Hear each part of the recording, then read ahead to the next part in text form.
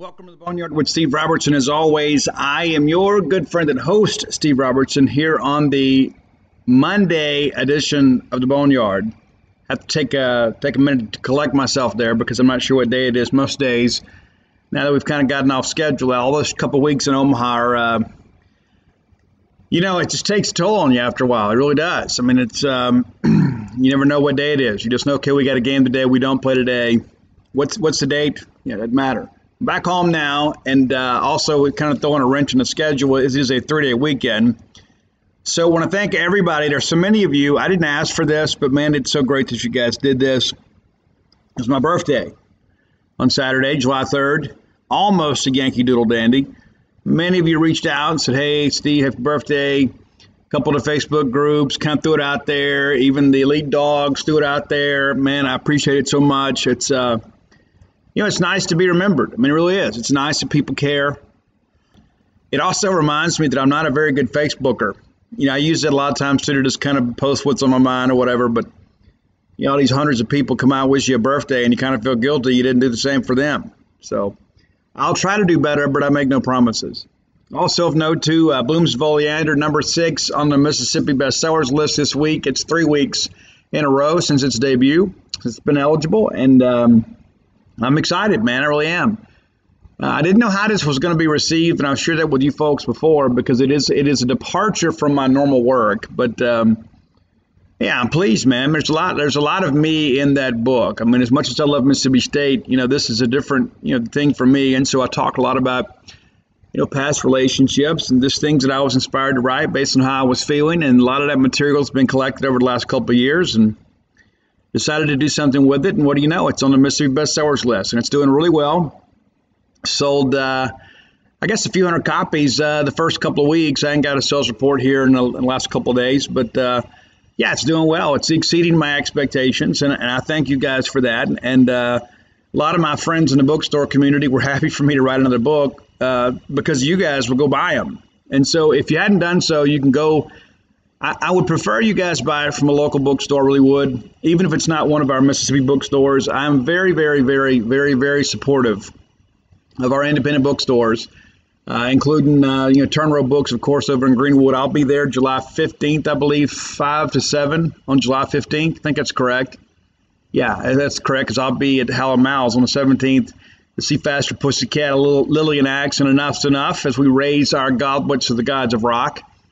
But also, too, Bookmart and Cafe downtown has plenty of signed copies, and you can get them personalized if you'd like. Just call them, let them know. All of you that ordered books through them while I was in Omaha, those books have been signed. There are a couple, I guess, that I had to kind of double check on. I'll be down there Tuesday when they reopen, and they'll get those books in the mail for you. But also, Lemuria Books in Jackson's been great to me. And listen, Square Books hasn't carried any of my books. But you know what? I don't harbor any ill will or bitterness about that. If you live in and around that neck of the woods, I'm going to encourage you to go support them because I believe one of the biggest friends the Mississippi writers have are independent bookstores around the great state of Mississippi. So no matter what they choose to do with my material, I'm going to be the bigger person, I guess, and I'm not going to sit here and talk negatively about them. I think it's better that everybody buy their books from independent bookstores whenever possible.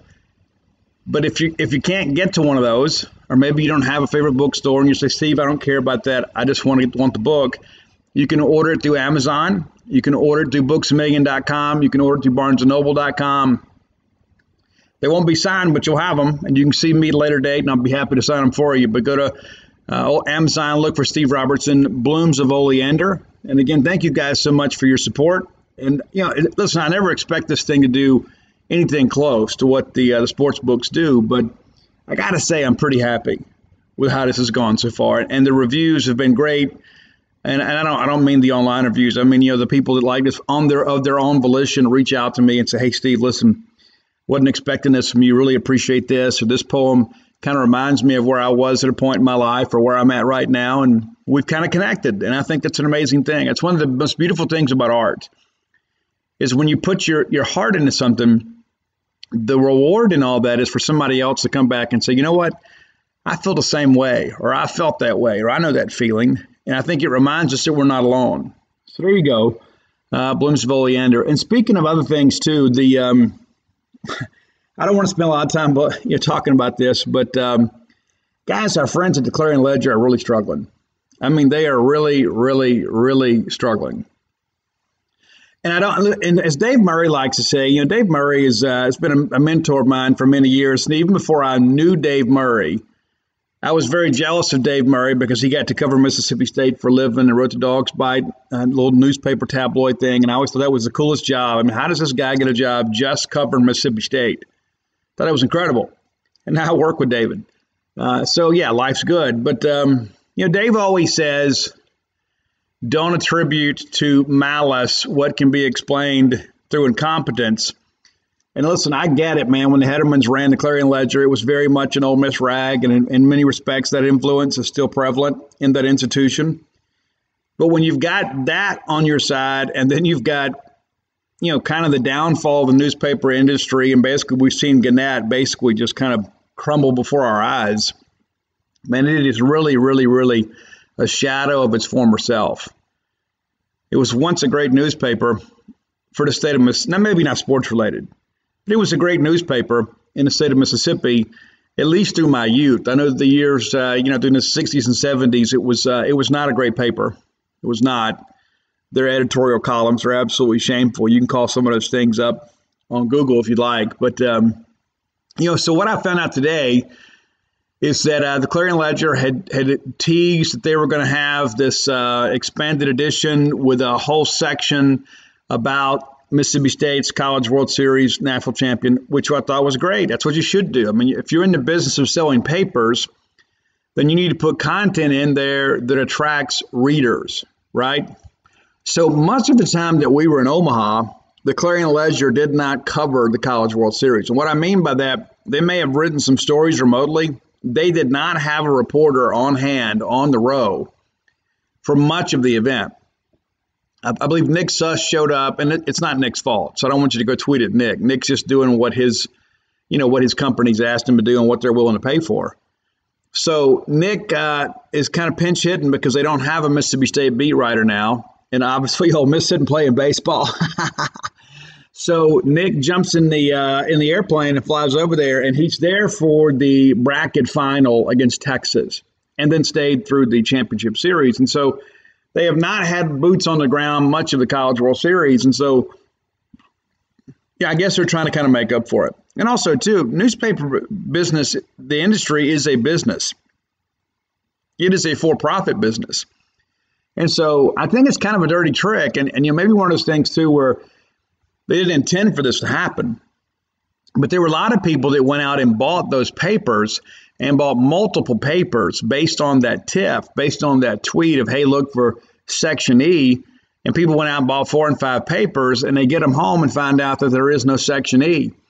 And then the ledgers come out and said, hey, you're still going to get it. We're going to have it in tomorrow's paper. Well, what about all those people that went out and bought the paper on Sunday? They're not regular subscribers. Now, it's a great deal for the ledger because everybody goes and buys that expensive, basically cover for a bunch of advertisements. And then I got to go buy paper again on Monday. That's not fair. And they say, well, we're going to hand some out. Well, what if I don't live in Jackson? I'm not interested in it. So, and just so you guys know, before I left Omaha, I went and bought an Omaha World newspaper that had Mississippi State on the cover, had Kellum Clark. The title was Flexing Their Muscles as we won the College World Series. To me, that paper is a little more meaningful to me. And not all of you obviously had the opportunity to go to Omaha, but listen, if you're looking for an in-state paper to commemorate, this whole deal, let me encourage you. Look at the folks at Starkville Daily News. Last I heard, they had sold about 4,000 copies of that front page display they did. And Danny P. Smith and those guys do a great job. So if you want to get the ledger, get the ledger. Okay, that's your business. I won't tell you how to spend your money. But if you're thinking, you know what, Steve, I just want something nice to frame, put on the wall. I don't know what the folks at Omaha are doing, but I know what the people at the Starkville Daily News are doing. And listen, it's going to take some time, okay? They even made a release that, the demand had been so overwhelming, they're a little bit behind. And I've seen so many of our Starkville vendors. I was went to sign books at the Bookmart when I got back, and it was packed. I mean, it's like everybody's walking around coming to the celebration, and it's like a game day out there.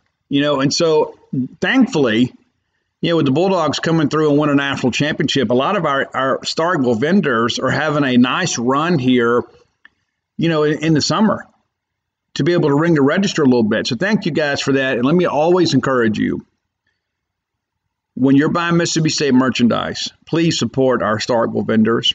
Please do. Many of them are institutions. These are people that bleed maroon and love Mississippi State. And don't be suckered by these Facebook ads. I mean, guys, please. You're going to get, you know how the algorithms work, right? If you're searching for Mississippi State merch, next thing you know, all your sponsored ads on your Facebook feed are going to be these poorly crafted T-shirts by some foreign company that no benefit goes to the university. It's not officially licensed. So I get it. We all want to get our hands on as much Mississippi State championship merch as we can. But buyer beware, okay? And please, that's the thing too. Like, I went down to Bookmark Cafe, bought some shirts. One of them didn't fit. You know what? I got to bring them back, and I'm going to be able to do that with no trouble. But please, think it through. I know, again, we're all excited. We all got the debit card out, probably spending more money than we should. But we're thinking, you know what? I'm going to wear my championship shirts all the time. And I wore one for my birthday, wore another one today, and might wear one from now on, because I'm very excited about this. But again, there's a lot of ways to kind of commemorate this. And again, I encourage you, whenever possible, please support our Starkville vendors. They need you. 2020 was an incredibly difficult year for them. If you recall, too, we had so many restrictions for football for most of the time and early part of baseball. And so a lot of you guys couldn't get here. And so now we're just trying to kind of rebound a little bit from that, those losses. So check it out. Let me know. And also, too, I did some research, and I was actually wrong because I had to look at a lot of different stuff, and I missed one. But, guys, it looks like Chris Lemonis is probably the closest to winning in Omaha the fastest. And what I mean by that is, so Paul Maneri went to LSU, and in his third season there, he wins a national championship. Well, Chris Lemonis did the same thing. However, we didn't play in Omaha in 2020. So technically, Chris does it in 2 full seasons. And so it's kind of an asterisk there, I guess, in that respect. Not that we believe in asterisks, so we're going to talk about that later in the show. But the fact that Lemonis does it so quickly is pretty remarkable. I mean, when you go back and look, and there's been a lot of teams that have won it more than once, and a lot of coaches that have won it more than once, but there hadn't been many that has won it in their second trip. And Chris has been back-to-back years, and we would have gone last year too. We might have won it last year. I don't know. I'm not scared to say it. But the bottom line is that, listen, no matter if he's the fastest to do it or the second fastest or the third fastest, man, he did it awfully quick. And so that's the thing you kind of get excited about. And we're going to talk a little bit more about this later in the show, about the youth of this team. I don't know if you realize it, Mississippi State's one of the youngest teams in the Southeastern Conference Western Division. Let that sink in. Let that marinate a little bit. We'll get around to that a little bit later in the show. But I'm excited about it. You should be excited about it. We have won a national championship. I'm not ready to stop talking about it. I might just make it a tagline in all my tweets. I might go ahead and make it in on my emails. Just put it like it's my tag on my emails. 2021 college baseball national champions. Stick it. Waited for this a long time. I'm just going to move on.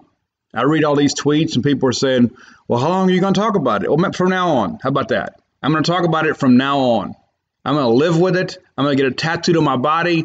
I might even put it somewhere so prominent that every time you talk to me, you're going to see it. I don't have a lot of room left on my limbs, so I got to be smart about that.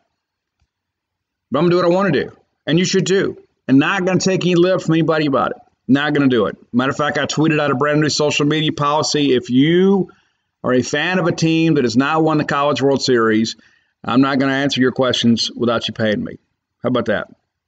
Of course, I'm being a little bit silly there. But, I'm not going to sit here and listen to any slander about Mississippi State or about the validity of this championship.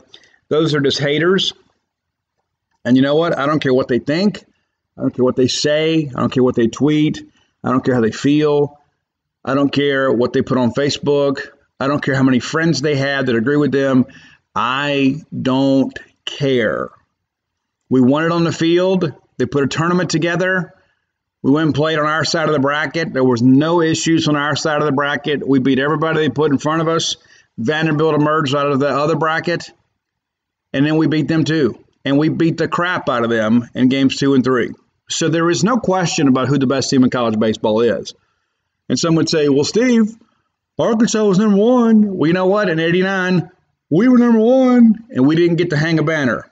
So we're not going to start that now. I feel bad for Arkansas, but not bad enough to give them a trophy. Not bad enough to say, well, you know what? I just feel so bad for them because we know how it feels. You know, there's a tournament. I don't know if you guys remember this. There's a tournament. It's not a matter of opinion. We actually play baseball games, and Arkansas didn't win. Just simple as that. They didn't win. You think anybody at Arkansas felt bad for us back in 2016? We were the SEC champions. We get upset by Arizona in a super regional. Had a kid that doesn't hit home runs, hit a home run. They beat us. Because if we get to game 3, they don't have any pitching left. We're going to roll them. We got upset. Upsets happen in college baseball. It's part of sports. Did anybody from Arkansas go to bat for us and say, hey guys, listen, I think you guys should give Mississippi State a little, maybe a little boost in the polls because, you know, we kind of feel bad for how things happen. That's sports, man. You get beat, you move on. It's life. Arkansas barely got out of their regional. We go back to this whole SEC tournament thing. We've been there before too. Back, was it 12? We go out there and win the SEC tournament and had to play in that heat for, 5, 6 straight days? By the time we got to a regional, we were gassed. Arkansas made it a goal this year. We're going to win the regular season championship, which they did by a couple games. You know, if we win a couple ball games, we just won one against Arkansas, we share the title. Then they wanted to win the SEC tournament, which I'm sure it means a lot to teams who don't make it to Omaha, but it's not a big deal to win the SEC tournament. That's not how we crown our champion in this league. We crown our champion based on the SEC regular season standings. We give our automatic berth to the NCAA tournament in the SEC tournament. That's how we do it. Do you think in hindsight that Arkansas will be willing to trade that SEC tournament championship trophy to us for the NCAA national championship trophy? You bet they would. And again, I think it goes back to, you look at Chris Lemonis' approach in Hoover, and as embarrassing as that was, and as frustrating as it was, and I was like all of you too, it stunk. And the main reason that it stunk is because it built doubt in our own minds, right? It's like, oh my gosh, we're doing so great. We got a chance to be number 1 national seed. And next thing you know, everybody in the country, the national college baseball media is saying, you know what, Mississippi State might not even be a national seed, much less be in the top half of the group. It worked out perfect for us, though. We ended up being number 7. Opposite Arkansas and Vanderbilt, and Arkansas didn't make it, and we beat Vanderbilt in the championship. Perfect. Absolutely perfect. But we play a tournament. You play it on the field. They didn't make it. So I don't have to listen to any of that stuff, and nor should you. And I'm going to talk a little bit more about that after the break. Listen, on my birthday, I went and had dinner at Bulldog Burger Company before I went to the movies. And, of course, I had the pimentology, I had bacon. My server was Brandon, who was a really, really nice kid. Really nice guy. I hate to call him a kid. I don't know how old he is, but he's around the age of many of my kids. But really did a nice job. It was a great experience, as always. Had the spring rolls, and immediately I could tell that I was better looking because, like, everybody in the place was looking at me, right? And that's the only reason why they would look at me. But it was great. And I hadn't had the pimentology ad bacon for a while, you know, because I've been on that grilled chicken club kick. But, man, I loved that pimentology ad bacon. And even Brandon says, you know what, I've had the pimentology, but I hadn't had it with bacon. Yeah, I'm thinking, what are you doing with your life? That's, to me, it is the perfect combination. Trust me on this. Even if you don't like pimento and cheese sandwiches, and I hate them. I absolutely hate pimento and cheese sandwiches. Every dinner on the grounds, man, when I was a kid, you get dragged out there and mom makes your plate, and I got some stupid pimento and cheese sandwich on there. Oh, but you need to eat all your food before you get dessert. I was just trying to find a tree to throw that thing behind. But I love the pimentology ad bacon. I don't know what it is about it. It's got just enough pimento flavor in it where I can taste it, but it's not overbearing. Go check it out today. 3 great locations to serve you. Lake Harbor Drive there in Ridgewood, University Drive here in Star Vegas, Gloucester Street there in Tupelo. It is my favorite burger joint. And when I was so happy to pick them up as a sponsor, it's because of the fact that, I like to do business with people that I already do business with. And it's been wonderful. It's been a great experience, and you guys have been so great to go out and support them. And I have people all the time that send me the pictures, their tweets, and I love it. Thank you guys for supporting our sponsors. And Bulldog Burger Company, I would not be with them if I did not believe in them. It's a great place to work. It's a great place to eat. I am in there regularly. I love that place. You will too. I promise you, your kids right now, if you said, hey, where do you want to eat? Bulldog Burger Company. That's what they're going to say. I hear it all the time. So go check them out. Bulldog Burger Company, the place where people go to meet. MEAT.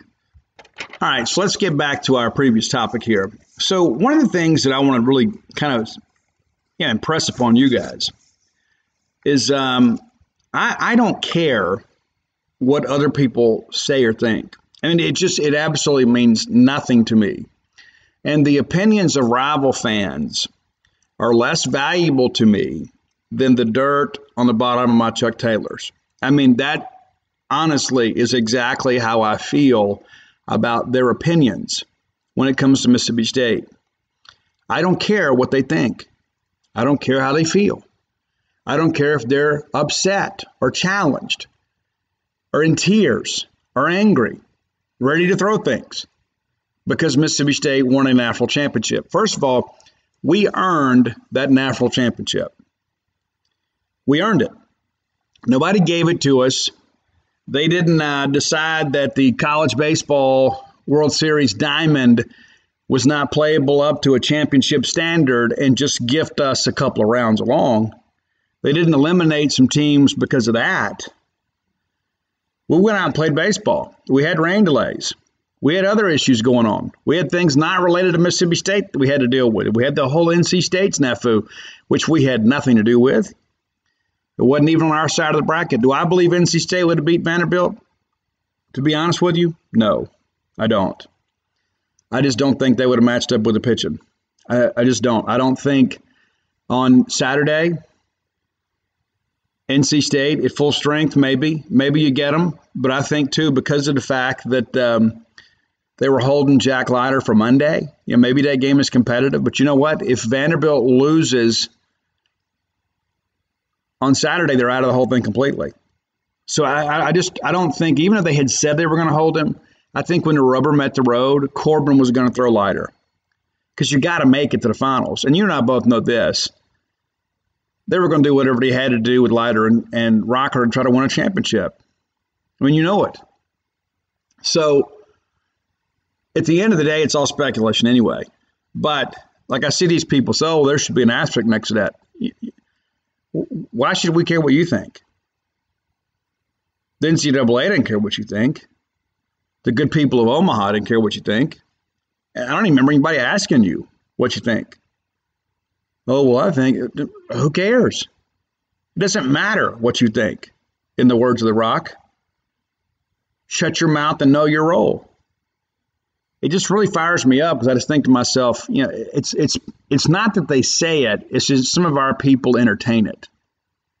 You see what I'm saying? It's like, if everybody felt like me, it would never get posted on Twitter. It would never get posted in Facebook groups. Everybody's like, oh, can you believe they said this? What does it matter what they say? It doesn't cheapen the accomplishment of what Mississippi State just did. So don't let those people steal your joy. That's one of the things I talked about on the show prior to Omaha. Is things kind of begin to set up for us. Because one of my dogs is sleeping here and apparently dreaming and kicking me. It was about us. And I shared with you guys, hey, let's don't even get in arguments with those people. Let's just kind of deal with our stuff. Let's focus on us. Let's enjoy what Mississippi State is doing. Nobody cares what the also-rans think when the Blue Bloods are playing. You already played your tournament games and you lost. So your opinions about the rest of the tournament are really invalid. So if I didn't care then, why should I care now? It's the whole thing. And one of my favorite sayings in life, I've heard some people say this so many times. I don't know who coined the phrase, but in order for your opinion to bother me, I would first of all have to value your opinion. Well, I don't value their opinion, so it doesn't bother me. What bothers me is when we get, we go screenshot it and put it into Facebook groups and oh, can you believe this? Why spread the venom? Why spread the negativity? Who cares what they think? We had that great celebration on Friday, and I commend all of you that came. Oh my gosh, it was incredible. And I'll be honest with you, I began to think, you know what, there might be a little, maybe Omaha fatigue for a lot of people that maybe made the trip. But there were so many other people that couldn't make the trip that were just eager to see that trophy and eager to see our team and to love on them a little bit and, share some enthusiasm and say goodbye to our departing Bulldogs. I could not believe it. I got there 2 hours early and half the grandstand was already filled and people were already filing into the left field lounge. And I'm thinking, holy smokes, this is going to be incredible. And it was. And I'll be honest with you, I was absolutely exhausted. But I went and I interviewed a few fans. And just kind of ask them, why was it important to be here today? What does this mean to you? And I ended up by chance, and I'm a firm believer is that, like the old expression goes, fortune favors the bold. I just go out there and just start talking to people. And lo and behold, I run across the first bat boy of the Paul Gregory era, a guy that used to run out there and pick up the bats back in 1961 and had a chance to talk to him.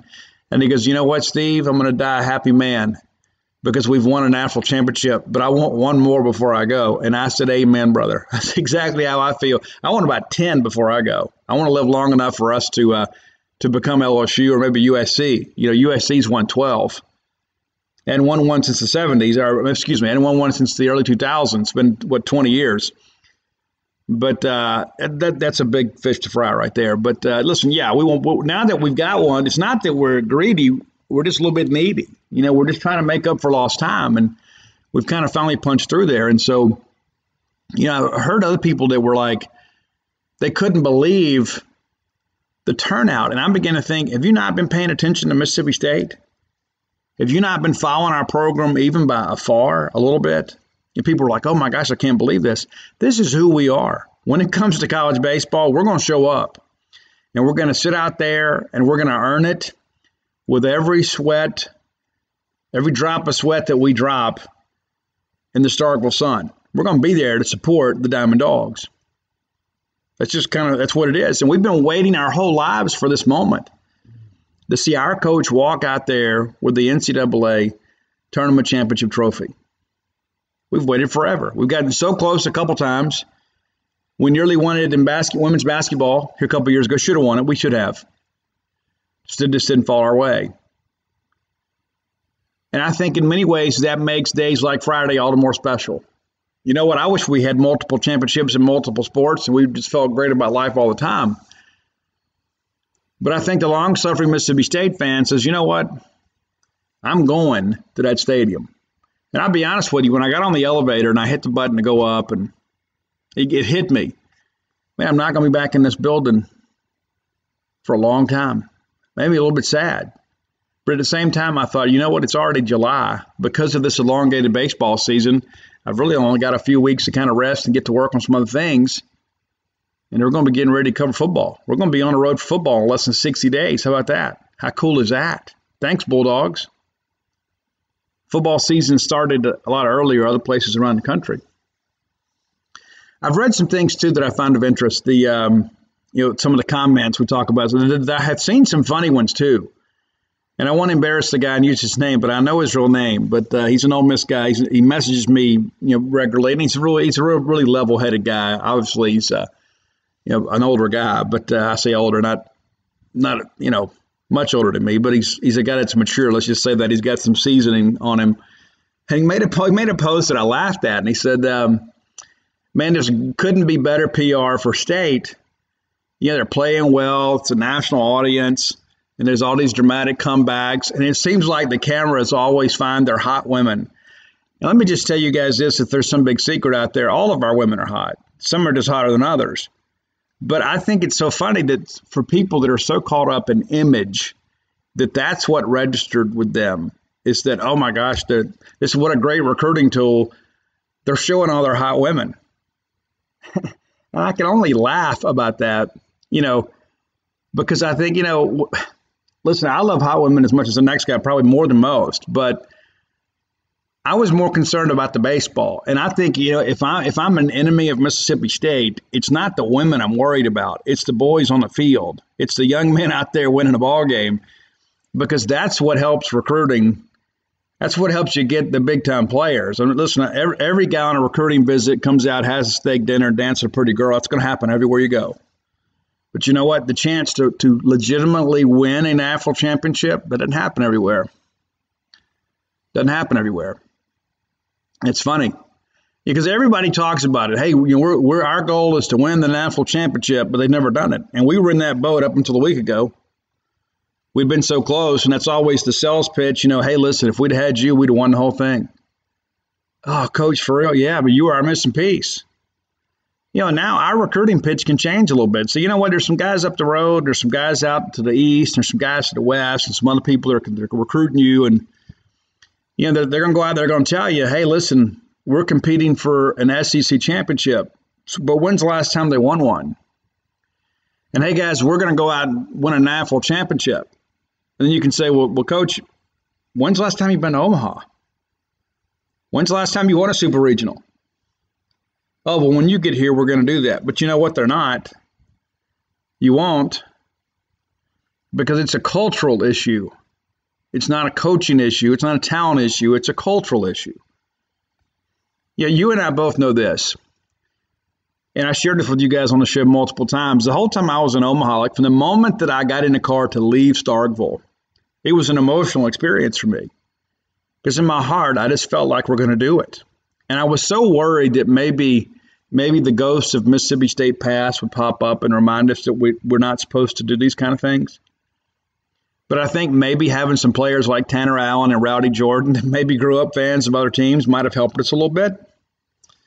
Because they didn't buy into that whole old poor Mississippi State narrative. It's like, no, we're going to go win this thing because we are Mississippi State. And so a new Mississippi State has been born. And that sounds kind of guru-ish, but it's true. Because now we know we can do it. Well, we knew we could get there. We've been there. And now we know what it takes to win it. And there are a lot of other people out there competing against us that have no idea how difficult it is to win. I thought Tim Corbin really illustrated it really well in the post game. And I share with some people too. You go back and watch his post games after the NC State thing, and I said on the show too, I thought he was out of line. I really thought he came across very insensitive to what NC State was dealing with. He sought to remedy that in his very next media opportunity. But if you look at his face, post game on Monday, post game on Tuesday, his countenance was much different than it was on Wednesday. Wednesday, he looked a lot more relaxed. And they had just gotten the brains beat out of him, right? 9-0, you got one hit. You got absolutely exposed by an elite pitching staff. But I thought he explained it well. And again, you look at the video, you can see for yourself, he looked like a different person. Because the grind of Omaha is incredibly intense. You stay up a lot. You scout a lot. You work the phones a lot. And then you got to go out there and play against the best teams in the country. More times than not, it's an elimination game too. But he explained how hard it is to win the national championship. And he spoke at length about that. He goes, I don't think people fully appreciate how hard it is to win. And until we won it, I didn't either. And maybe you guys feel the same way. It's like, oh, it's just in the ball game. It's not. It's not just another ball game. I mean, every pitch matters. And I was trying to explain, Roy and I talked about this, and I explained this to my son, Ani. It's like, if you've never been to Omaha, TV does not do it justice when it comes to the tension that fills the air.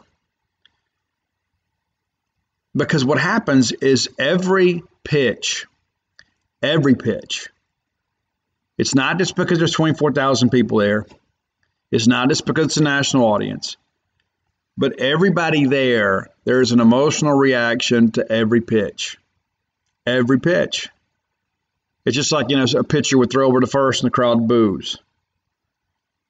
A guy throws a fastball 2 balls off the plate, and the fans are all thinking it's a strike, and so everybody's like groaning and griping and everything else. And everything is magnified.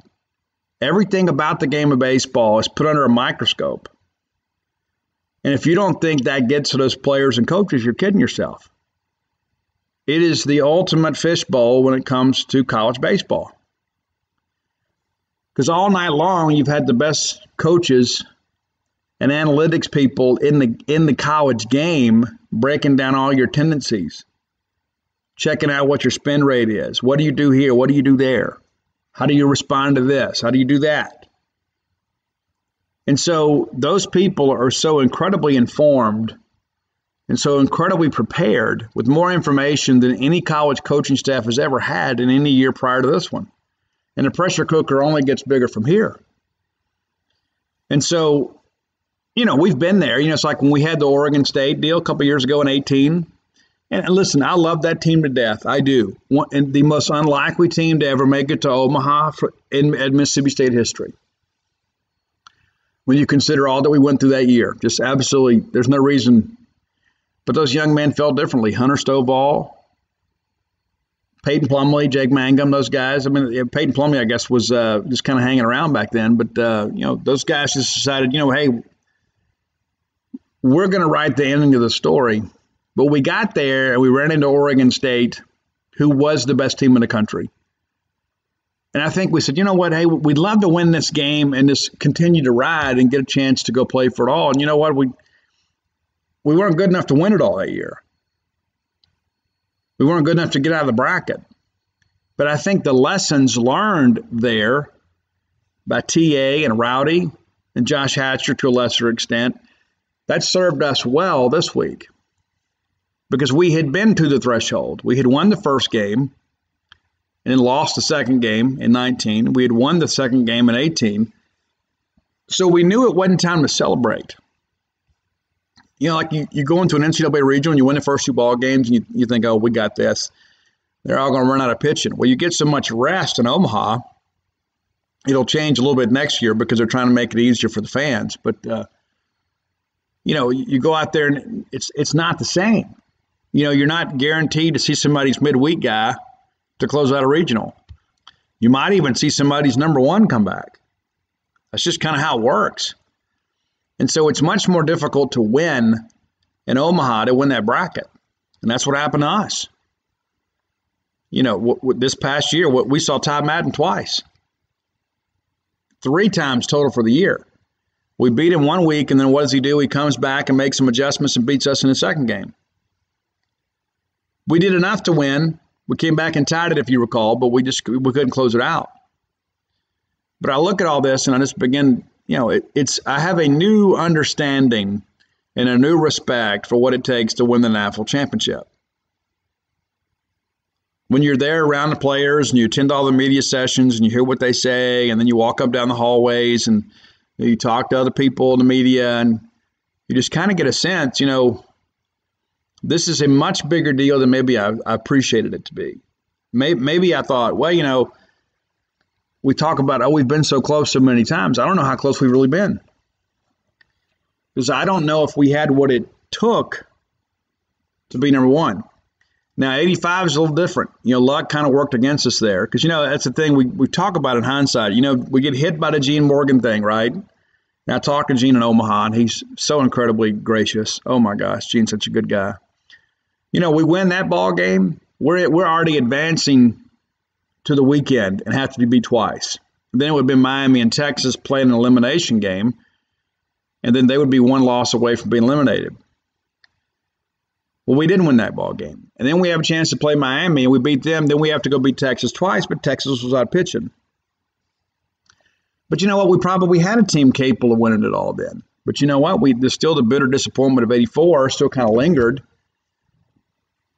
And we don't really know for sure, despite the fact that Will and Rafi and those guys were so confident and so talented, we don't know how they would have performed in a national final. We don't know.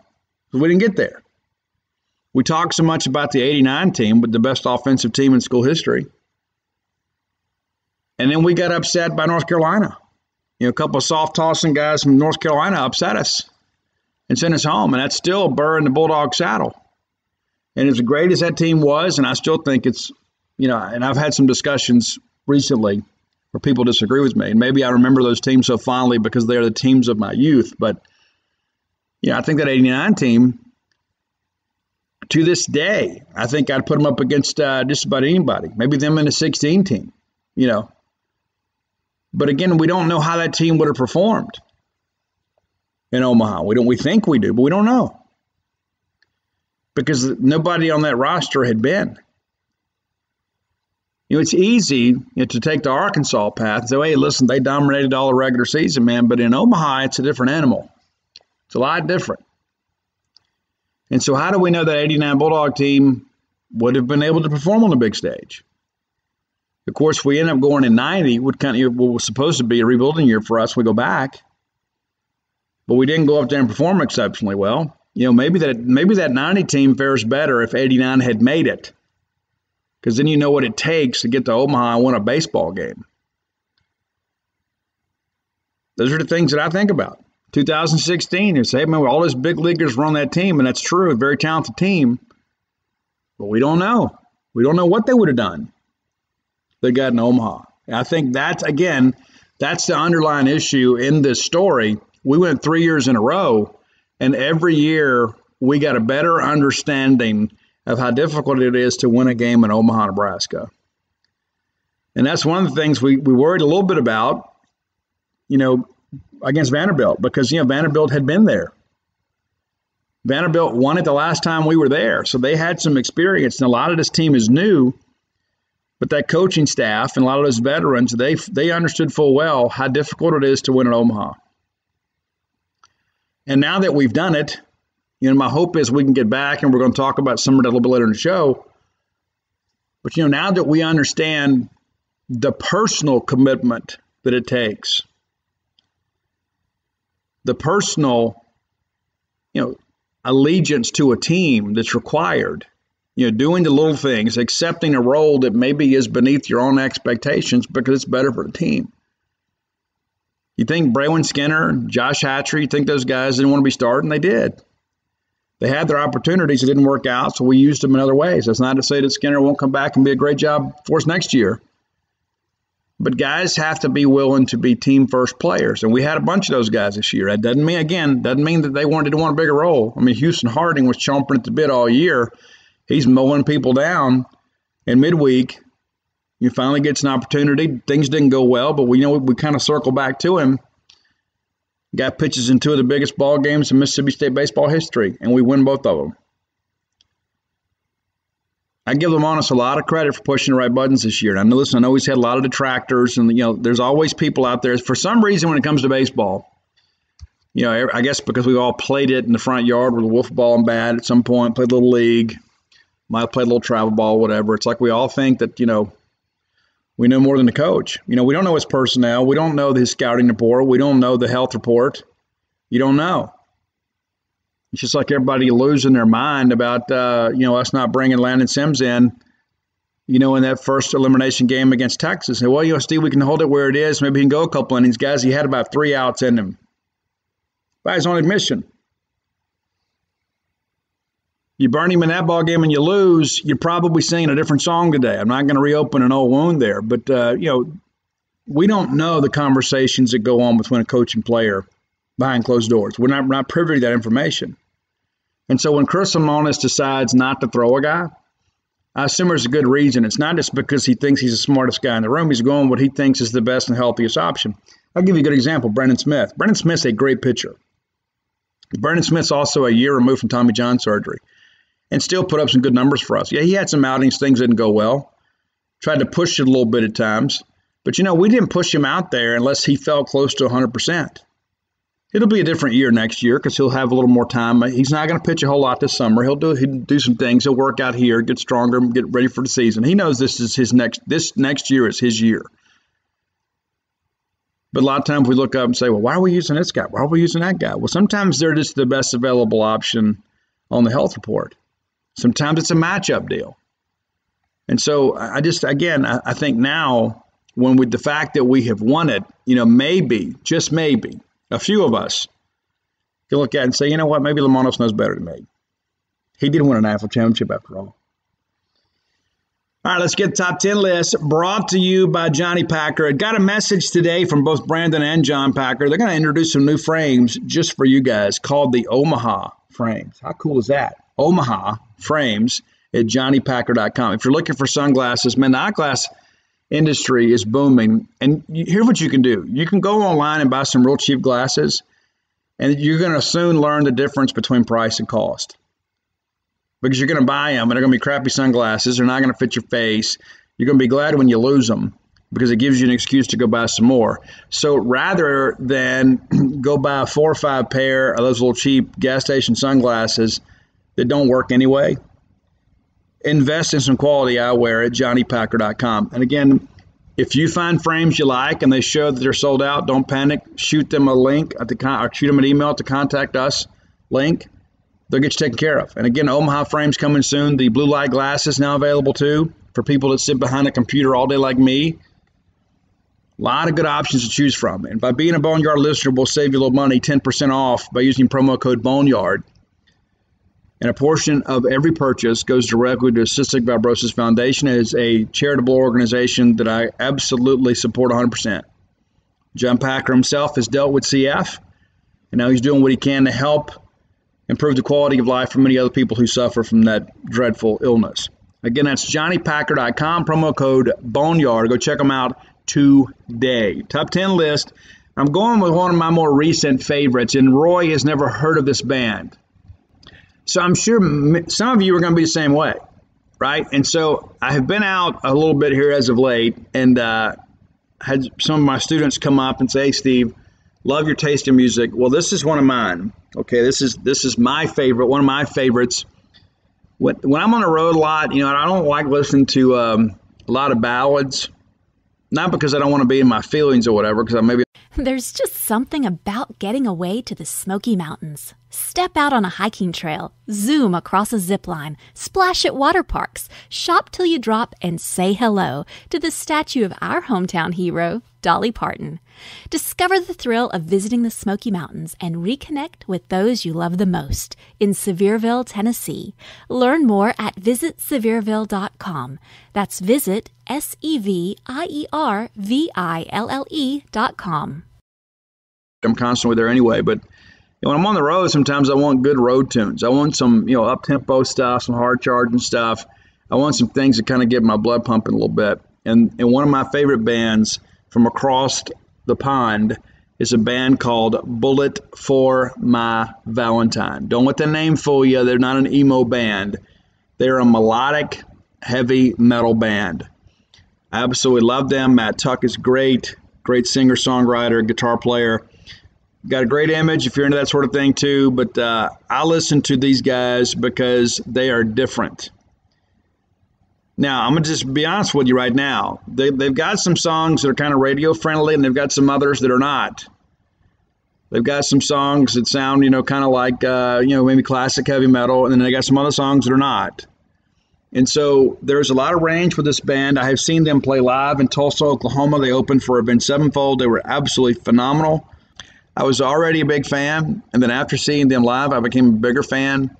They're working on album number 7 right now. They just released the first single, the forthcoming album.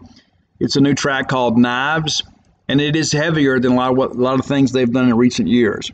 I like the album Gravity. The critics didn't like it, but I think there's some real high points on there. My favorite album from them is Fever. I think Fever is kind of like, to kind of equate it to more of a classic band you guys are familiar with. It's like when U2 released Joshua Tree, it was like they had kind of found their sound. That's kind of how this was for me. When the album Fever comes out, I think Bullet kind of found their identity. And those of us that are in the cool kids section call them Bullet. So Bullet for My Valentine top 10. I got a few honorable mentions. And I know what's going to happen. I'm going to get messages from some of you guys say, Steve, I never heard of that band. I love them. And other people are going to say, Steve, it's not my cup of tea. And then other people are going to say, Steve, I'm so glad you finally did Bullet. I love these people that think I'm only like an 80s rocker. If you saw my phone, man, it's like the United Nations. But, I love rock music, and I love people that are kind of in your face, and that's kind of who Bullet is. They got some melodic stuff, too, don't get me wrong. But again, Bullet for My Valentine, an absolutely phenomenal modern day rock band. They considered themselves a heavy metal band, and I would say that's probably correct. So here are a few honorable mentions that didn't make the list. All These Things I Hate revolve around me. Waking the Demon, that's a fan favorite that people love to get played live because they want to get that mosh pit going. I like that song a lot, but not enough to put it in my top 10. And then 4 Words to Choke Upon. 4 Words to Choke Upon. Those are your honorable mentions for today. So here's your top 10. Number 10 is a very special song to me. I could have put it higher on the list, but I didn't just want to make my personal, feelings. Kind of, there's a nostalgia aspect of this song that I want to share with you. You've heard me guys talk about my friend Scott Sorensen that passed away from pancreatic cancer. And, Scotty was, we called him Scotty. He became Scott when he became a successful artist there in Fondren. But Scotty was one of my first friends in recovery. I mean, I'm talking maybe the first 60 days in, Scott Sorensen's my friend. And was kind of an accountability partner. And really helped kind of look after me and gave me somebody to hang out with when I was kind of uncomfortable in my own skin. And so I love Scott. And I get emotional thinking about this now, man, because I can't believe he's gone. And I'm just so happy for him that he actually achieved some type of acclaim and some notoriety through his skill, being an artist. And there's still some Sorensen paintings kind of floating around down there in Fondren. I don't know where that money goes anymore, but if you want to go grab some of it, I think it'd be a really cool thing. There's a mural down there for Scotty, and right outside of Sneaky Beans, he put this incredible mural up on the wall of his friend Amy, smoking a long-handled cigarette. And he is one of the most genuine people I have ever known. And so when Scotty died, immediately the song that I thought about as I was kind of dealing with my own grief was a song from Bullet called "A Place Where You Belong," because I think he really struggled with that. I think he lost his parents at a very young age. He lost his dad when he was in high school, and then his mom died, I think, his freshman year of college. And so he was kind of, this whole thing about becoming an adult, he kind of had to figure that out on his own. It was very difficult for him. And then he went through a divorce, and times were tough, and he relapsed for a while, and he came back, and he died a sober man. And those are the things that I look at. It's one thing that he shared with me too, is that when this is before he even got really sick, he said, one of the things I want you to promise me is when I go, that if they ever write about it in the paper, like a lot of alcoholics, whatever, they always put, he died while drinking or whatever. He goes, make sure they write that I died while not drinking. And that was one of his goals, is he wanted to die sober. And so he did. And Scott, I love you. And so grateful that our paths have crossed. And so I guess the rest of my life, that song will remind me of him, but it's A Place Where You Belong. Number 9, a little more contrast there, is Tears Don't Fall. It's a little more melodic than some of the other stuff. This was a huge hit for them in England and Europe and in the United States, and got a lot of heat on, Sirius XM, Octane, and channels like that. Number 8, the title track off of, I guess it's the second album. It's Hearts Bursting. I guess that's not a title track, but it's Hearts Burst Into Fire. That's a great one. That's one that's a little more, it's a little more melodic, I guess, than some of the other stuff. They went a lot more up-tempo in later albums. Like the first album comes out, and they're pretty heavy. The second album comes out, and it was almost a little more corporate radio sounding. And then when Fever came out, they kind of caught their fire, I believe. But Hearts Burst Into Fire.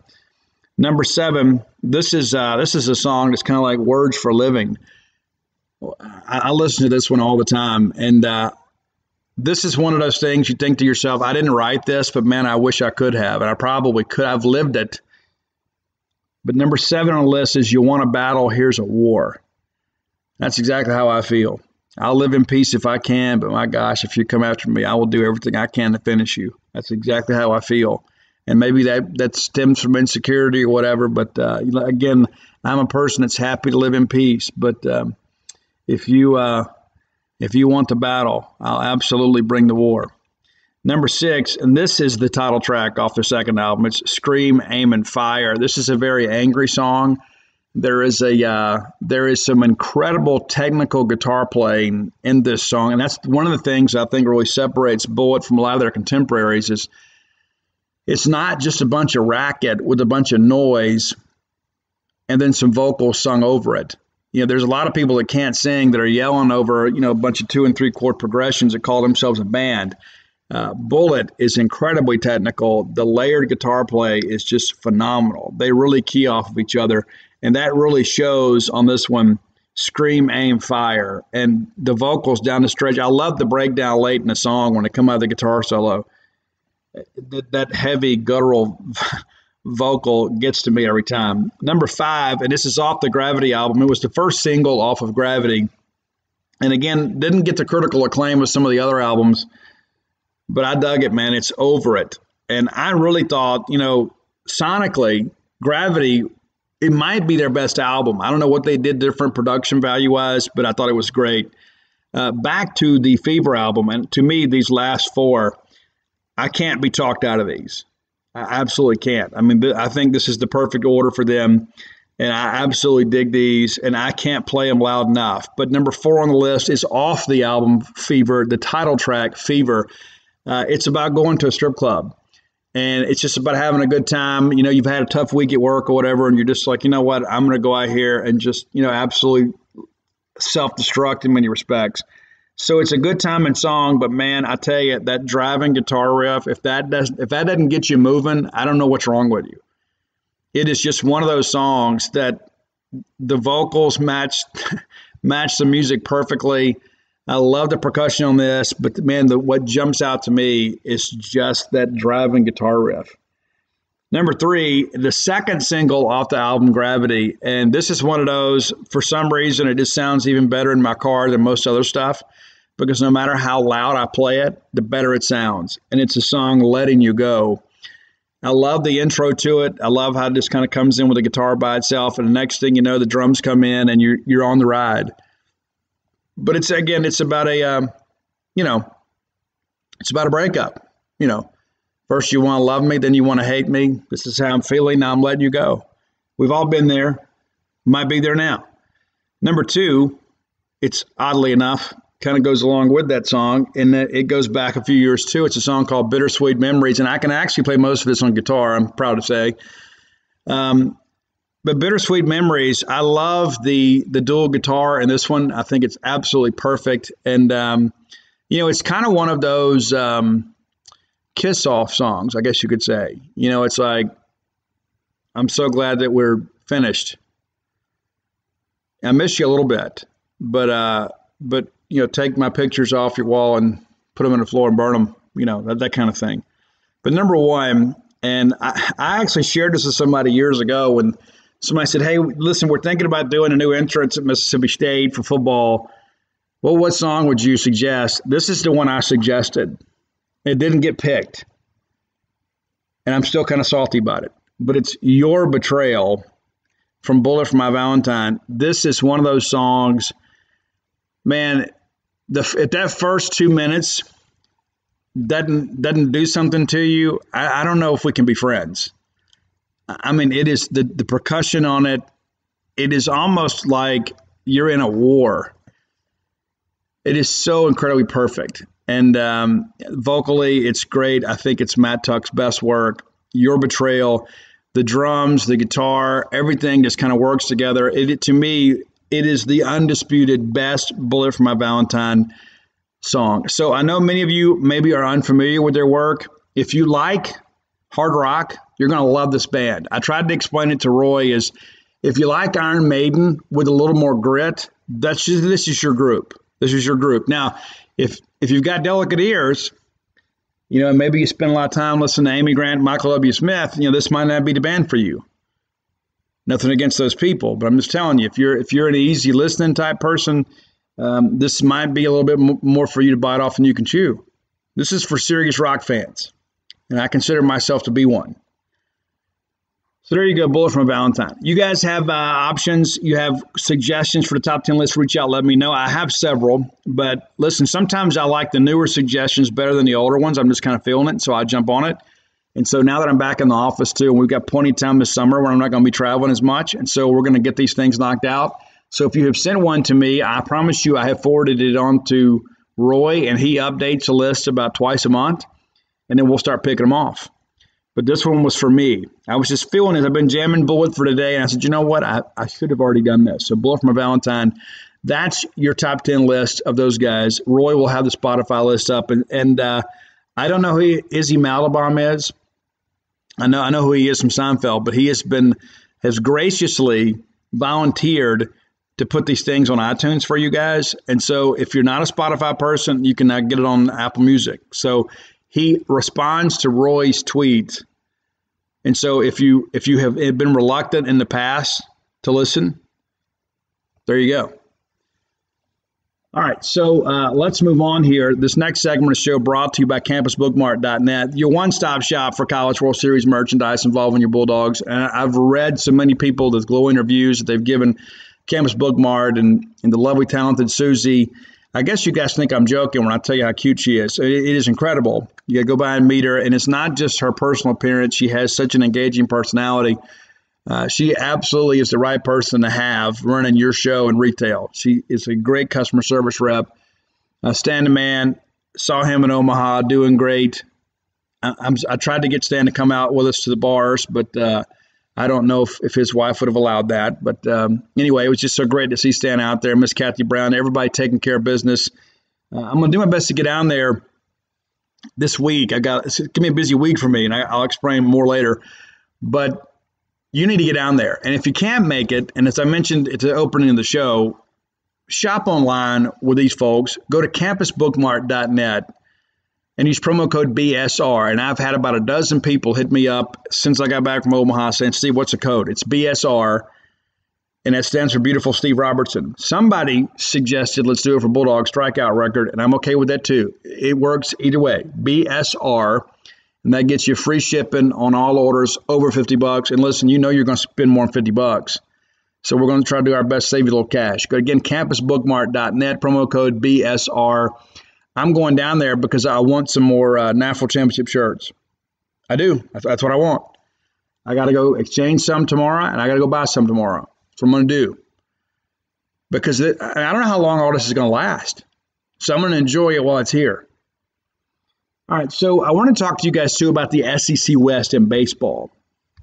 Now, these are not hard and fast numbers that I'm about to share with you, but because of the COVID year, because there are some guys that are going to be draft-eligible sophomores because of their age.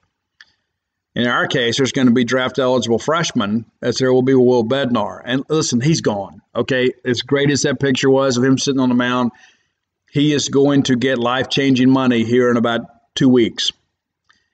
And we'll wish him well. And we thank him for his accomplishments and his contributions to Mississippi State baseball. But I looked up some things today before I did the show because I have read with great interest all these people that talk about how we're such a veteran team. Now, you and I both know better, right? But I figured, well, maybe I don't know enough about the SEC. I thought I might be wrong about that, but I'm mistaken. I am mistaken. We are the youngest team in the SEC West. How about that? Did you know that? We started the fewest number of upperclassmen in the SEC West. Oh, wait a minute. Are you for real? I'm 100% for real. So let's start with Arkansas. So Arkansas, and again, I'm not going to tell you all these guys are contributors, okay? Don't get me wrong. I'm just going off the raw data. So Arkansas this year had 7 seniors, 11 juniors, and then 2 grad transfers. Are you doing the math on that? It's 20. They had 20 upperclassmen on the roster this year. Now, of course, the rosters were expanded due to the COVID NCAA protocols and that sort of stuff. That is a ton of experience. This Arkansas team was built to win this year, which is why they dominated for several weekends of the SEC schedule. They kind of ran out of gas late. But they weren't necessarily as dominant maybe as the roster suggested, but they do play in the SEC. But this is the team that was built to win this year. They're going to lose a lot to the draft. They're going to lose some to graduation. And so it's going to be a different Arkansas team. I mean, just kind of taking a casual look. I mean, outside of Robert Moore, I don't know who they have that's coming back. You look at it and say, oh, yeah, this guy's a star. I mean, Robert Moore is going to be a guy that you maybe pitch around him next year. I don't know. But this is an Arkansas team that's going to look very, very different next year, especially on the pitching side of things. And maybe that's better for them. Alabama, 4 seniors, 8 juniors. So not a ton. And I think Alabama is going, they made the tournament this year. I think they're going to be back next year. And they got to get some guys healthy on the mound, and we'll see what happens with Prelip. And he's old enough to go. I think he's still draft eligible this year. But Alabama under Bohannon, I think they're going to continue to get better. I think next year could be a really good year for them. I don't know if they challenge for the West, but I think they could be a team, obviously, that makes the tournament with some ease. I think that they won't be one of those teams that has to sweat it out on selection day. Auburn, another team that had some veterans, not quite as much as Arkansas, but they had a bunch. 5 seniors, 10 juniors, and a grad transfer. And so you can kind of do the math on that too. At 16 veteran guys there, and again, mostly on the pitching side of things. So you expected them, they were again kind of built to win this year. People forget they went to Omaha in 19. And then you return most of those pitchers, and then you have a couple major injuries beginning of the year in pitching, and then they finally get them back late, which is why they were able to make a run late and get to Hoover. But poor Butch, man. I mean, this is a team that I think a lot of people looked at and say, hey, that might be a scary team in the SEC West. It just didn't come to fruition. I've heard Auburn's going to work the transfer portal really hard, so we'll see how that kind of progresses. Ole Miss, 9 seniors and 8 juniors. And I think they've got a couple draft-eligible sophomores. So this is a team, too, that was kind of built to win this year. Now, they still have some interesting pieces coming back. But, you're not going to have Nikhazy, and you're not going to have Hoglund, and who were both great. And obviously losing Hoglund was big. But, I don't think pitching was a problem for Ole Miss down the stretch. I mean, you just couldn't keep up. But, this is a team, too, that was kind of built to win this year. And Mike Bianco's a great recruiter. It's not like they're going to go anywhere. But I do think they may take a step back next year. We'll see what happens with Derek Diamond. A lot of people kind of wonder about his health. Is he a guy that can consistently get outs for them? We'll see. LSU, and I think LSU is really a team to watch next year. They're a relatively young team because they played so many young guys. But they have 5 seniors, 9 juniors, and a couple grad transfers. So they're going to lose some guys. The pitching is going to be the biggest issue. Hill's going to be gone. Marceau's going to be gone. I believe Labus is going to be gone. Jay Johnson's coming in. I already got some of his guys coming with him, flipping some commitments, that sort of stuff. And so I think Jay Johnson's style of offense really matches up well with Alex Box Stadium because you've got basically that jet stream blowing balls out to left. And so they're ready to get back to being LSU. So don't be the least bit surprised if LSU is not just a little bit better, but a lot better next year, at least offensively. They're going to have to find some pitching somewhere. But listen, it's LSU, and that's one thing that I caution people about. They're like, oh, well, Jay Johnson doesn't have any recruiting relationships in the South. We don't need any when you're recruiting LSU. I mean, that's a national brand. And so guys get it. People want to go play at LSU, and it's a party town. It's a party state. So it's pretty easy because they can use the top stuff and kind of take care of those in-state kids. And then that's a baseball crazy state, so it does produce a lot of talent. And then go get some of those out-of-state guys. And so it's going to be interesting. Texas A&M, another team, and I guess this is one of the reasons you get really disenchanted if you're an Aggie fan. Guys, they had as much experience as Arkansas did. 7 seniors, 8 juniors, and 5 grads. 5, that's 20 upperclassmen. And they finished last in the West. And Rob Childress, a great coach, and by all accounts, a great man. It just didn't work out up there. And people forget him. He's just a couple of years removed from being a really strong team. And so I just think that it's ready for a change. I don't know how the slosh thing's going to fix up there. I mean, I really don't. I don't. It's an interesting marriage, shall we say. But listen, I got nothing against slosh. I got nothing against A&M. But I think it's probably going to be a project. I think people are going to be patient with him down there. And, A&M has one of the most anemic baseball Omaha histories in the SEC. I don't think people fully appreciate that. With all their resources and all the talent available to them in the Lone Star State, they have really struggled to consistently win.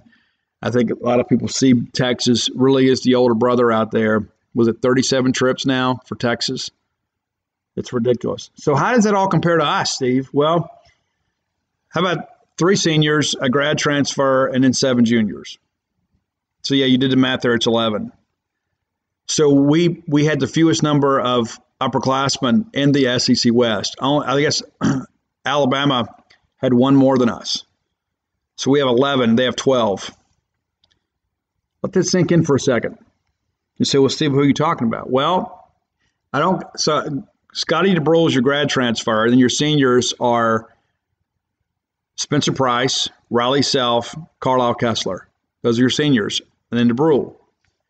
Now, if you think about Omaha, only one of those guys contributed in the College World Series on the field. Now, they all helped, obviously, with other things. I'm not trying to suggest to diminish their contributions in any way. But as far as on-the-field contributors, only DeBrule played. And then you look at the 7, you know, Josh Hatcher was one. And listen, I wish Josh Hatcher the best. I don't think Josh is going to be drafted. But listen, if Josh wants to be on the field full-time, he needs to go somewhere else. And he can transfer out. He didn't have to be a grad transfer, but he is. And he can go somewhere else and play 1 more year and have an opportunity to get on the field and maybe kind of figure some things out and hopefully make a Major League Baseball, farm club somewhere. You know, of course, Rowdy and TA will get drafted this year. You know, we expect Will Bednar to get drafted. I think Christian McLeod's got a very good chance of being drafted. But if it's not high enough, I could see him coming back. I really could. But, we're a team, I think, that's built to last. You know, it's like you look at some of these other squads and you say, you know what, they got all these veterans and they're so excited about this, and then they're gone. And it's like when you have the chance to, because old wins in this league, when you have the chance to be the veteran team, you got to take advantage of it and cash your chips in, because if you don't, you get back down the downside of that talent roller coaster. And if somebody else is on top of you, and it's so difficult to get back because this is a very unforgiving league. It's very, very important to win when you have experience. And, just think for yourself here. Cameron James at third, a COVID freshman. Lane Forsythe, a true freshman. Obviously, we got to replace somebody at second. Maybe that's Davis Mesh. We'll see. Then, of course, Luke Hancock is a guy that's draft eligible. I don't know if he gets drafted high enough to go. I think Luke is probably back. Logan Tanner, not draft eligible. Skinner will be back. Cumbus will be back. So then all of a sudden you go add Jess Davis from UAB. All of a sudden this offense is looking pretty good. We got to get him swinging the bat a little bit better, but this is a guy that was a Golden Glove winner, out in center field. And so defensively, you could actually be a better team next year. And that's no slide on TA. TA, let's be honest, TA is not a natural outfielder. He's had to work very hard to play that position and had a great year this year. Last year was a little bit awkward. He was kind of new to him. He did the best he could. But you begin to think about Braylon Skinner, and then Jess Davis is a guy who's also a fleet merchant, a speed merchant, the guy that can steal bases. And then Cumbus out there, you could actually be more athletic in the outfield next year. You're going to have to replace a ton of experience, though. So in no way am I suggesting we're going to be better to play without TA and Rowdy, because you don't replace the SEC Player of the Year by committee and get better as a ball club. But we got a chance to be really good next year. That's kind of the point that I'm making, is not only do we return a strong nucleus of talent, but our league, our SEC West, doesn't. We're going to probably return more guys with Omaha experience and College World Series experience and SEC experience than many of our counterparts in the West. You can go look at the East, the numbers are very similar. And so when I read these things about, how young Vanderbilt is, I just kind of laughed to myself, and I was like, go run the numbers. They got a bunch of draft eligible guys that aren't going to be back. And so, I'm not going to sit here and tell you that life's going to be great next year, but, we're not going anywhere. Are we going to go back and win it? I'm not ready to say that. But we're going to be a solid regional team and probably a host if we can get the the starting pitching kind of situated, right? Yeah, it's like you look at Houston Harding, he's a senior in the classroom, a junior on the field. So he has a year left. So if he gets drafted, yeah, he's going to go ahead and come on out because he's a specialist, right? He loses all his leverage. But what if they don't draft him? Or what if he goes really late? What if it's not worth his time? Is, what, maybe I'll just bet on myself and go back. Now all of a sudden you start thinking, okay, Cade Smith's going to be one of the weekend guys. You know that Houston Harding could be one of the weekend guys. Jackson Fristo's the guy. We're kind of figuring out where he can help us. You could always have Landon Sims take more of an active role. You got some other big arms coming in. And so you start thinking, okay, listen, we think the pitching can be on par. I mean, how many times did we complain about starting pitching this year? So if we can just get average starting pitching next year with the depth we have in the bullpen, because I think Cade Smith's going to be a dog. I really do. I really do. I really like him a lot. If they can kind of get Fristo figured out, kind of get him focused, he's got electric stuff. And so you've got the makings of having a really good pitching staff next year. And some would say, well, Steve, how do you replace Will Bednar? Well, you don't. You just got to hope somebody else steps up. But you know what? How many times did we look down the stretch and say, man, how in the world did we get to Omaha with only one consistent starting pitcher? I mean, really, think about that. There we were playing for a national championship, and we only had one real bona fide SEC starter on the weekends down the stretch. Christian was up and down and kind of ran into a buzzsaw there in Omaha. But we just won a national championship. And I think that's one of the things you really kind of give Scott Foxhall and Chris Simonis a lot of credit for. Is like they couldn't just roll their number one and number two out there and just say, okay, go get them, boys, and let's go. And they had to kind of push the right buttons. And I think it's remarkable the job they did. That's why Chris Simonis is the coach of the year, not just because of the fact that he won the College World Series thing. But again, think about that. How many, think about the 2016 staff. You don't think we could have gone out there and just rolled Dakota Hudson and Austin Sexton out there and then Connor Pilkington in the third game, felt pretty good about life? Yeah, we felt great about it. We didn't have that caliber of starting pitching this year and still won the national championship. And so that tells me that we've got excellent coaching. So what are we going to do when we get 2.5 starters, which I think you could have next year? You're going to have some guys move on, but listen, what's going to happen after the draft? We'll reevaluate everything here in a couple of weeks. And, once guys get drafted, you kind of have a pretty good idea who's going to go. There'll be a few guys on the back half that may decide to come back for another year and bet on themselves, not just here, but around the league. But again, you look at the numbers, and they are what they are. Mississippi State appears to be in a really good position to return a very talented nucleus that just won a national championship to go right back out there and compete again for some pretty big things. Final segment of the show brought to you by the fine folks at Portico. Brooks Bryan, longtime Mississippi State supporter. Spent his college years here playing baseball for Mississippi State. Very grateful for Brooks for his contributions to Mississippi State baseball. Now he's trying to make Starkville an even better place to live. Part of a great group. It's building a brand new residential development. People are already moving in, very happy with their decision to be there at Portico. Very easy place to find. Come to town on 82. You get off on Highway 12. It is the very first right. That's Pat Station Road. Crosses on West Point Road, and there's Portico. It's 1.1 miles from campus. 2-bedroom, 2 baths, 4-bedroom, 4-bath, anything in between.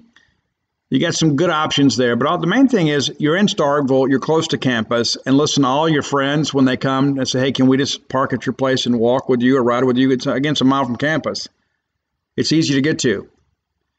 Easy access, 25, 12, 82, everything you want.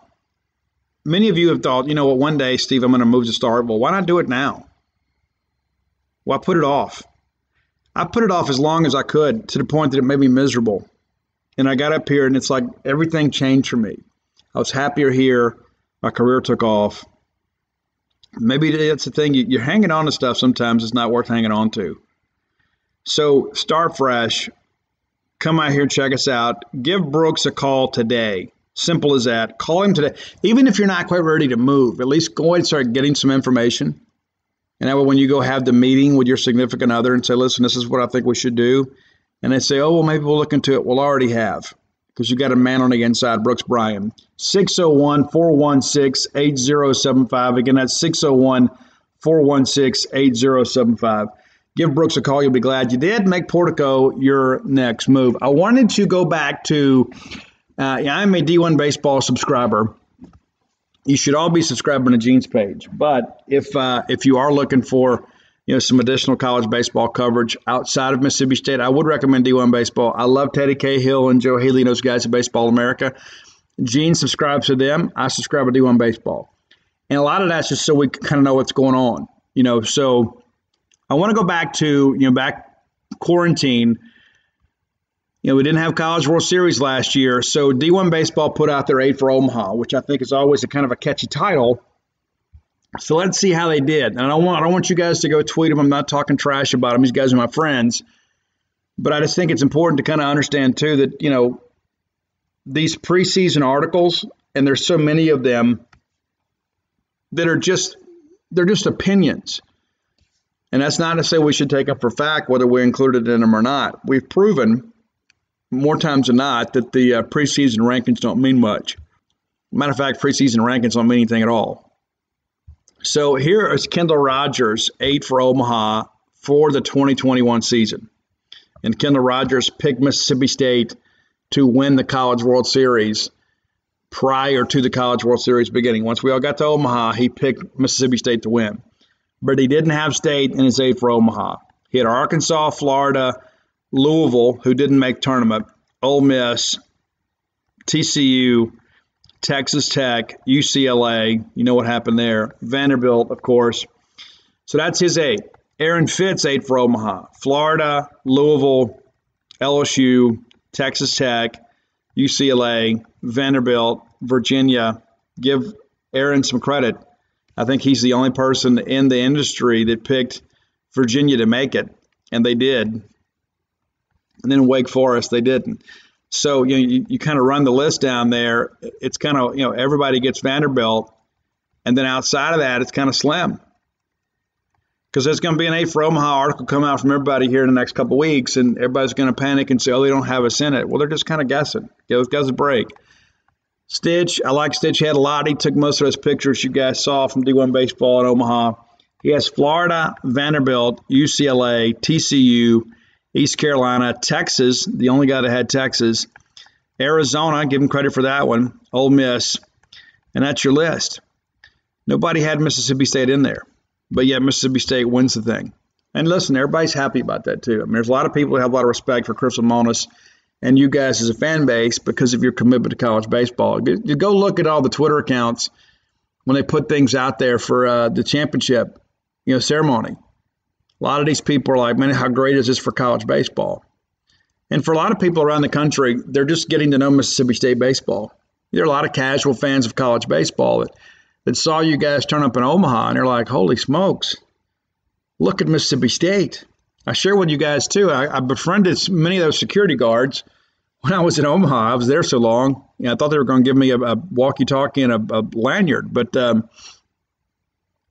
first night, one of the guys told me, he goes, man, Steve, based on team colors and based on what people are wearing as they come in this gate, it's probably 20-1 to Mississippi State. That's a Monday we lost. On Tuesday, the same guy said, hey, Steve, it's probably 30-1 tonight. And then on Wednesday, nobody could even keep up. Because it was just a sea of maroon. I had one veteran security guard tell me, he said, you know what, Steve? He said, I have never seen a partisan crowd like this in Omaha. Never. I've never seen one team outnumber the other like we've seen this year. One guy told me last year, 2 years ago, when they had Michigan and Vanderbilt play and they couldn't give away tickets, they had hundreds of people walking up to security guards and event management staff outside of the TD Ameritrade all week long asking, do you have any leads on ticket? Are there anybody out here scalping tickets? Who do we contact? What do we do? The demand for those tickets was phenomenal. And I hate that a lot of people simply couldn't make the trip or couldn't afford to buy those tickets because they absolutely spiked and skyrocketed out of control. And sadly, there were a lot of people that made a trip to Omaha and watched the ball game in a bar in a cheap hotel somewhere. But kind of lesson learned for all of us. But at the end of the day, we went up there and showed the nation what Mississippi State baseball is about. And not just because this is a great team, but because this is a great program. And you guys are supporters and shareholders in a great program that now owns a national championship. I have many people out there, too, that, they find out you're a state guy. Everybody wants to talk and ask about Tanner Allen and about Will Bednar and what's the story with Rowdy Jordan's name, that sort of stuff. But I was struck by how many people, too, that just said, you know what, I'm really pulling for Mississippi State. It's not right that you guys don't have a title. I had an LSU guy come up to me, and I shared this with you guys on the show, and he's like, you know what, I'm sad that we didn't make it, but I'm pulling for those Bulldogs this week, man. He goes, hey, you guys are the godfathers of the SEC. It's wrong that you guys don't have a title. I get chills saying that because I think that's the same line that we have all said for years. It was just wrong that we didn't have one. And I used to just kind of bang my head against the wall. I said, with all we have done and all we've committed to, the resources by the university and our fan base, how in the world did Fresno State and Coastal Carolina win one before we did? It just seems so unfair. And now, for the first time in my life, I can actually, kind of congratulate Fresno State and Coastal Carolina because I'm not the hater I was anymore. It's like, now, hey, guys, good luck with that. Congratulations. Glad you got one. Because now that we got one, too, we're kind of off the hook. I had one guy share with me, too. It's like, he said all the years that we've been coming, he was like, man, the fans are so great for Mississippi State, and they're so nice, and they come out and support the team. You just like to see them win it once. And there were so many people, I was so struck by that in Omaha, that were like, man, I love your fans. Man, you guys are so easy to deal with. There's so many great things going on around here, and people are always so happy. And you know what? It's a wonder we're still happy after so many years of getting so close. But as I said before in the show, it's one of those things, too. It's like the biggest difference in sports is not number 10 and number 1. It's number 2 and number 1. That's the biggest gap in sports because number 2 has to beat number 1 in order to be number 1. And then the guys in first are willing to do the things that the guys at number 2 aren't. And it's not always about talent. A lot of times it's hard work. A lot of times it's vision. A lot of times it's coaching. I mean, that's the thing. We had the perfect blend this year. And it excites me to think about the trajectory that Chris Lemonis is on. People forget in 2019, he won more games than any first-year coach in the history of the Southeastern Conference. That's a long year. But we won about 52 games that year. And you know what? They didn't play as many games, in the 60s and 70s. They didn't. But you know what? There's been a lot of first-year head coaches that have come into the SEC in the modern era, and Chris won more games than all of them. One more than Paul Maneri. One more than Kevin O'Sullivan. You can run the list down. And so when I think about the fact that Chris did that with a team that he really didn't know well, now granted we had some veterans on that team that kind of led us, and then he comes back for an encore and he wins a national championship. And so I began to think to myself, what's this guy going to do when we have like a normal year with his team? You know what I'm saying? Like, okay, he's went out and recruited guys that fit Mississippi State. I have heard some veteran coaches say this, and I think it was first attributed to Butch Thompson. But it was said, you can offer who you want, but you sign who you are.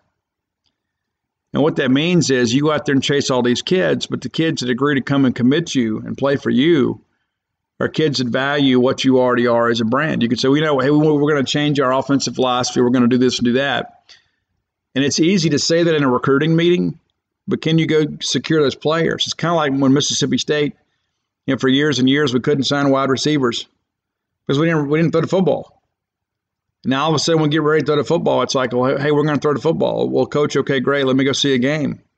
And then we don't throw the football under Joe Moorhead. Then we do under Mike Leach. And guess what? Now we're signing receivers. And so what I think about with Chris is, number one, the staff is very much in line for a huge raise for everybody. And they're going to get it. But also, too, what are they going to do when there's some continuity in this program? Because that's one of the things that we've lacked. And listen, we're kind of allergic to change at Mississippi State. We really are, especially when it comes to baseball, right? Paul Gregory was here forever and a day. And then Jimmy Bragan comes in and he's here just the 1 year, and then we had to go get Ron Polk, and Ron Polk was a generational coach. And so we've been very blessed, to have some long tenured coaches in baseball.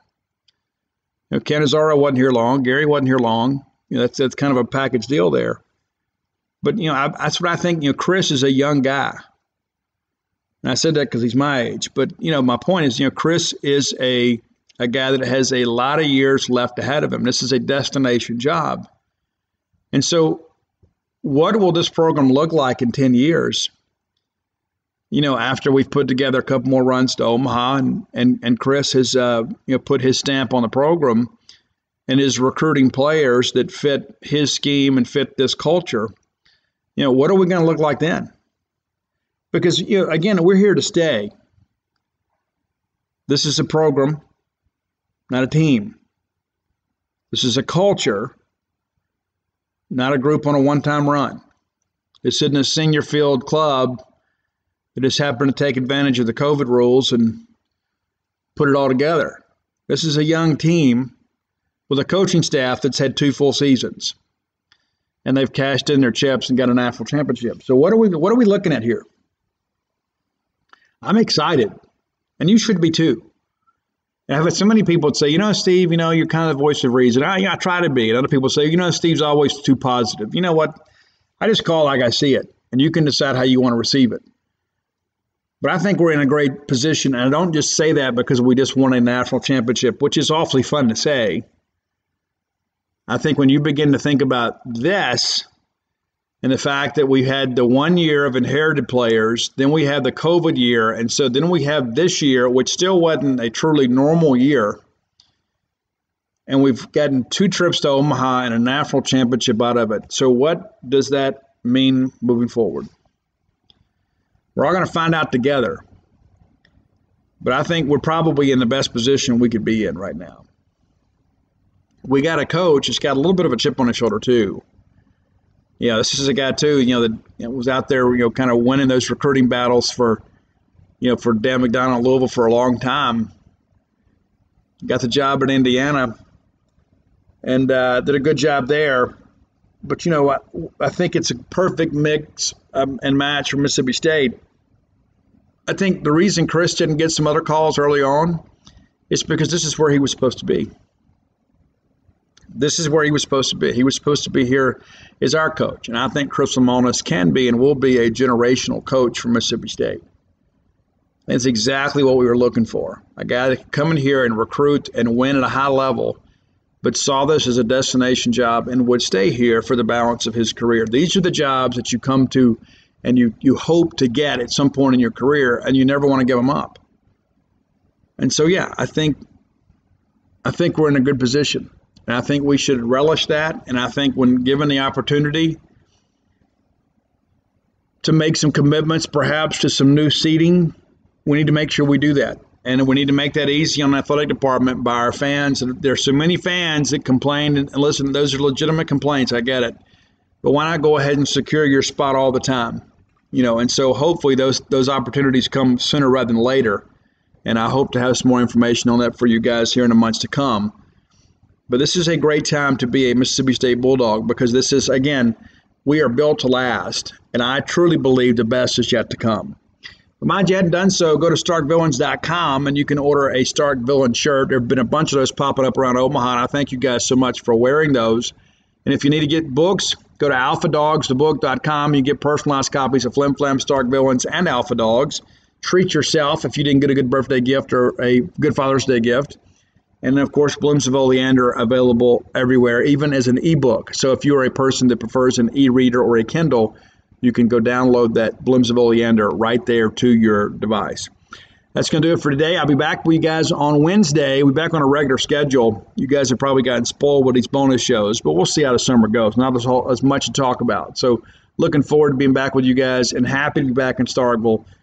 Again, guys, I don't know if you heard, but we are the national champions of college baseball for 2021. Until next time, let's all live our lives in a way we'll make more friends than enemies, and people can see a difference in the way we live. In the Smoky Mountains, it's not just about getting away. It's about getting together to zoom across a zip line, splash down at water parks, shop till you drop, and say hello to the statue of our hometown hero, Dolly Parton. This year, discover the thrill of visiting the Smokies and reconnect with those you love the most in Sevierville, Tennessee. Learn more. Visit Sevierville.com. That's visit SEVIERVILLE.com.